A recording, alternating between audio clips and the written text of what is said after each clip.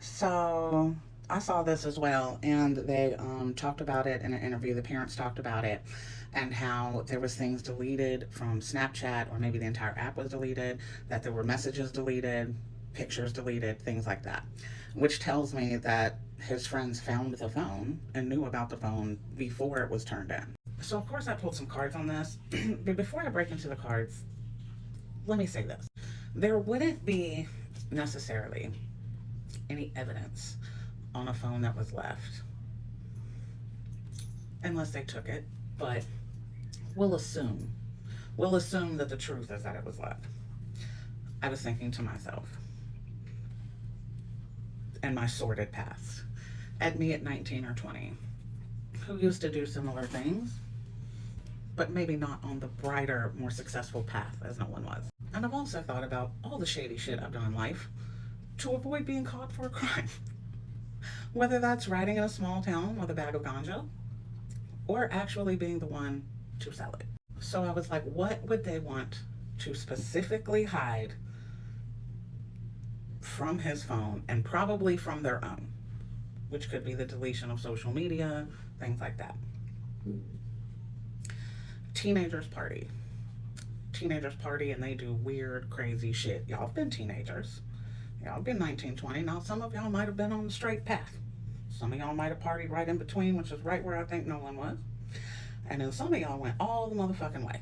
Now, if I was 19, 20 with a judge mother, even if I had connections, and I distributed things, I would possibly sell things.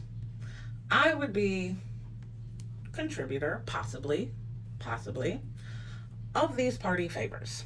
And if there was any evidence of that, that's some pretty heavy crimes. Now, if we can look at this one way, if they did leave, if they truly don't know what happened and they think, oh, he OD'd and drowned because of these substances that might be found in his system that may have been laced with something that we don't know about, and it's all going to come back on us because we were the ones that gave this person these things.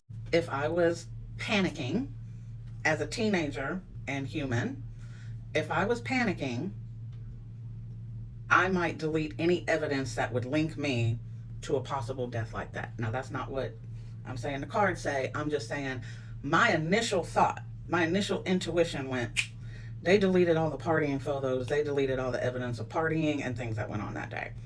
Not saying it wasn't text about fighting, not saying it wasn't about other things, but the thing that pained the hardest was the type of illegal activities they were indulging in as a group that may have been, or may have could have been used or linked or made a path to a lot of other illegal activities and friends. But the cards are most definitely telling me cover up. The cards are definitely telling me someone is sitting over here and with like immense guilt, and they are isolating from everybody. Someone from that group is isolating from everyone else. Maybe they're not returning phone calls, maybe they're not returning texts, maybe they're getting threats, maybe they're scared. But when I have the hermit right here, I have someone like really going through immense pain, really going through a lot of guilt, really going through a lot of feelings, and really isolating themselves in like a really dark place. So that's one person. That's just one person in the friend group. Then we got this other player in here that's in the friend group, a separate friend that is worried about money. There's something about money involved with their thoughts and law enforcement, criminal action. But more importantly, the thing that they're most afraid to lose is some type of scholarship or some type of college experience they're about to start, they're supposed to start, go back to.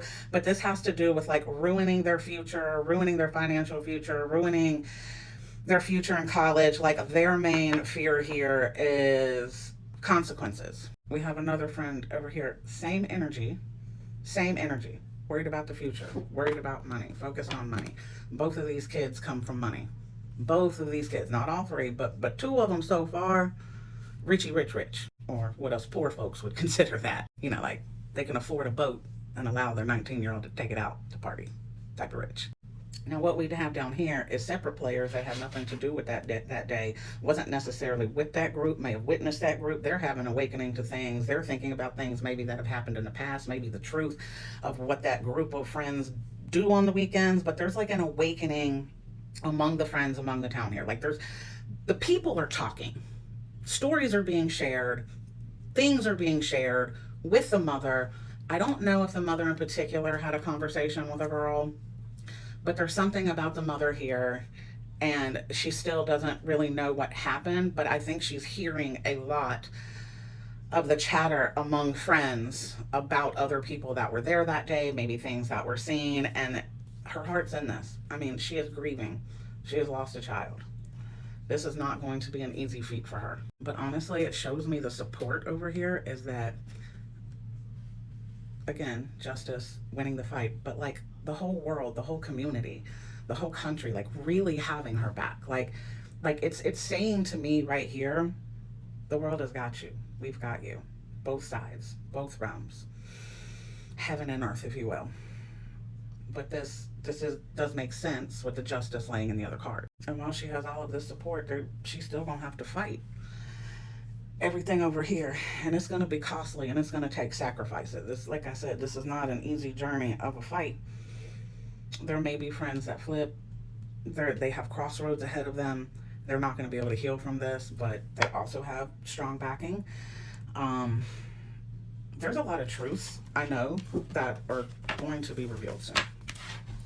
I do not think that any of the stories are 100% true, as things keep coming out proving otherwise. I try to take into account, even with visions, even with the cards, the realities of being human and timelines. And the reality is, these are kids. These are kids that panic. These are kids that were going to colleges or have people or have parents with money that run in certain groups that may do certain type of lifestyles. If you know, you know. If you've ever partied with the rich kids, you know they party the hardest. Take it from someone who knows, who's partied all through the hood their whole life and has partied with the rich. The most drugs were with the rich. Every single time.